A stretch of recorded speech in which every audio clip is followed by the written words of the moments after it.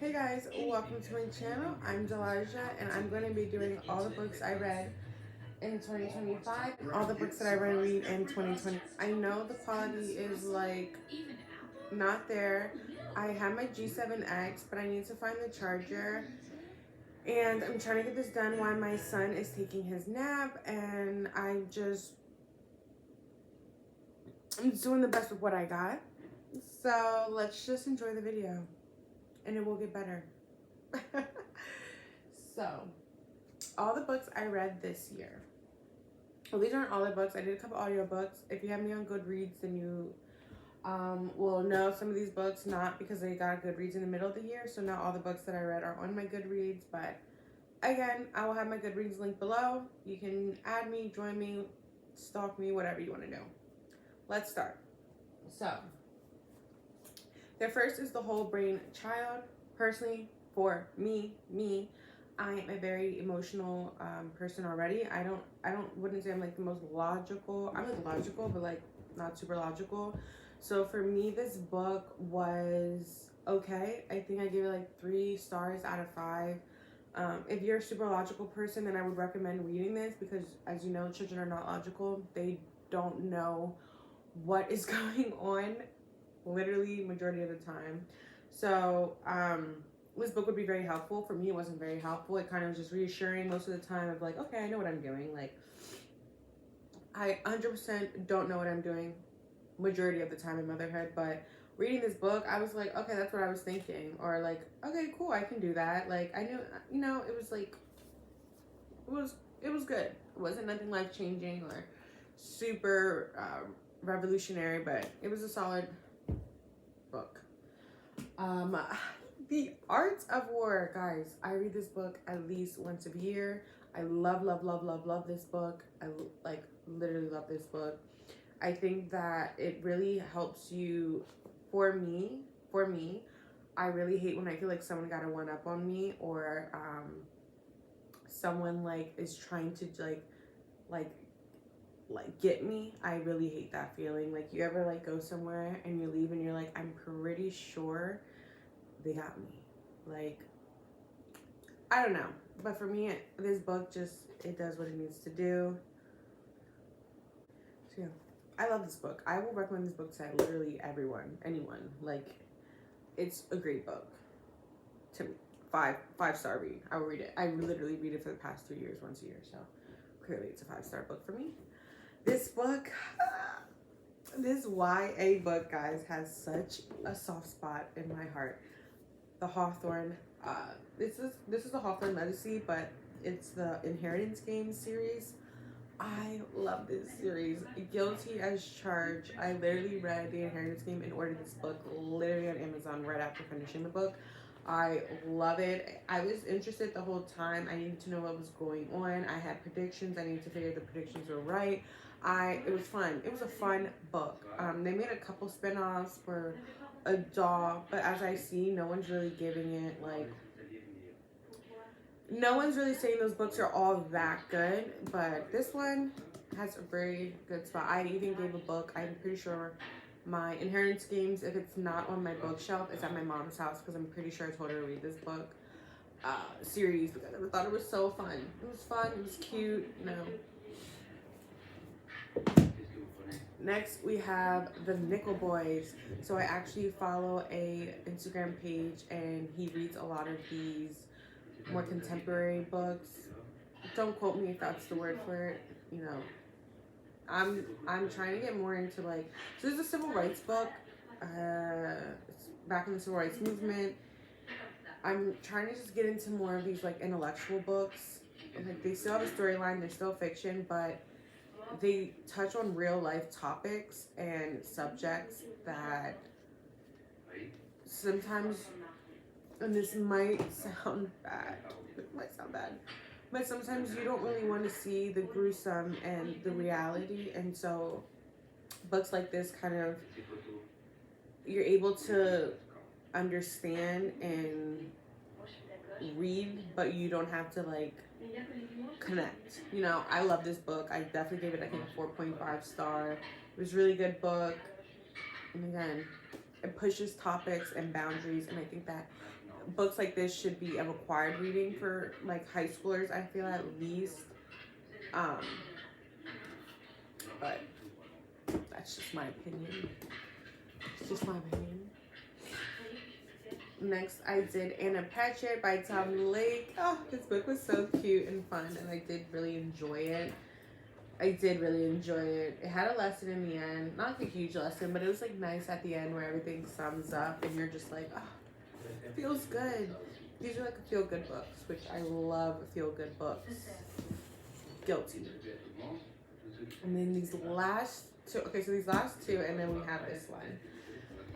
These last two books, guys, so I try to read a religious book at least once every 3 months for my religion and for my beliefs. Personally, you don't have to agree with this, but for me, I think it's very important, and I like ones that kind of push boundaries, kind of give you a different perspective, an alignment, you know. So I have Unraveled, which was recommended by my sister, and I'm pretty sure I gave this a 5 stars on Goodreads. I love this book. It's a book that I definitely probably want to read once a year because I love it. I love the perspective about it. I like the points that she makes. I really like how she, for me as a reader, she sympathized with me as a reader. Like, you might feel this way, but understand. And you're just like, okay, like, I'm getting it. I like it.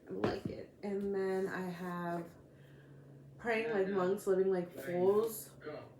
I love this book. I literally have, I don't know if you can see, I have pages highlighted, excerpts highlighted.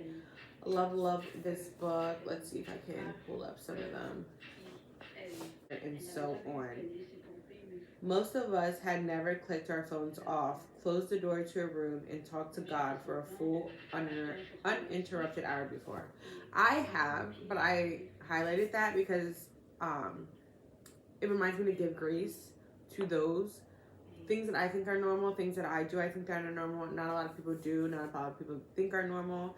So it's like, give grace to those because not a lot of people are doing what you're doing, or like religiously or not religiously. You know what I mean? Not a lot of people are just stopping and comprehending and processing for like a complete hour just their actions, how they're behaving. You know, we're in the age of social media. You just pick up your phone and you can just react, and you're not really understanding the way that you're behaving. So yeah, I love this book. Love it. And then my last book, which has my entire heart. I don't want to stop reading it, guys, because that means that the book is over, and I don't want it to be over. I love it. I love this book. So this is Babel by R.F. Kuang. I love her style of writing. It definitely pushes me mentally. Like, I'm reading vocabulary and looking words up, and I'm just learning, which I love that I'm able to learn in this. I wish that I had known some of this information before going to college, or just even in high school, like the knowledge of language and the semantics of language and just the meaning of language and how much language is involved in so many aspects. Like, I remember, I'm just like, why would you major in Spanish or French? You know, like, those are such... I was ignorant. So if you majored in a language, I'm sorry I was ignorant to you, and just, it could take you places. But anyways, that's besides the point, honey. I love this book. I don't want it to end. I love it. I love Robin, even though he makes me mad. I love the four characters also with Robin. I want them to thrive. I support them, especially as a minority, because the 4 characters in here are minorities. And I love it. I love it. I love it. I love it. I don't want to finish reading it because that means it's over. But I love it. Now, for the books that I want to get to next year, we're going to start with this Harlan Coben. I don't know how to say his name. I'm sorry. My kid broke the front of the book. Hashtag 1-year-old. Hashtag I'm pretty sure he was like 6 months when he broke it, but that's near here there. I became obsessed with him when I discovered his Netflix series, not his Netflix series, but Netflix series that were created based off his books. I hyper binged literally all of them, all of them, all of them, all of them, all of them. I think some are in French, some are English, like UK, like I think like, anyways, I love them. Okay, so I had to figure out the book. I had to find the book. I had to see what the hype is about. So I thrifted a couple of them, but I definitely want to read this one, Caught. I really like this one, so I'm definitely gonna read that one. And then The Masters of Success, groundbreaking interviews packed with information and inspiration, destined to help you succeed in business and life. I need to push myself to have more financial literacy. I need to push myself to understand business because, as you know, business really rules the world. Understanding and having that successful business mindset is going to be really helpful, especially with my son. If I'm able to pass on any knowledge or any like books and stuff like that that he can read, so as a man he can have financial literacy and be successful. That's all I can do, so I have to start with myself. So I really want to read this book. As you all saw this year, Sarah J. Maas had book talk, TikTok, YouTube, Instagram, all those book people in a frenzy over her series. So I fell into the hype and I got Assassin's Blade because I heard you're supposed to read Assassin's Blade actually before reading the first book because it will help make more sense with the rest of her books. So I have this one. I'm excited. Let's see what the hype is about. I don't know if I'll commit to the whole series, but I will commit to reading this first book. I will commit to that. Next, a top also movie contender, a great fantastic movie in my opinion. The Girl with the Dragon Tattoo. I love the movie. Great movie. And yeah, I got the book. I thrifted the book and I want to read the book. Pretty much that. My religion book for next year I have is Gentle and Lowly. When you give it a read, I hear nothing but great things about it. On Goodreads, they have it as a top performer for the religious Christianity section. So really want to give that a read.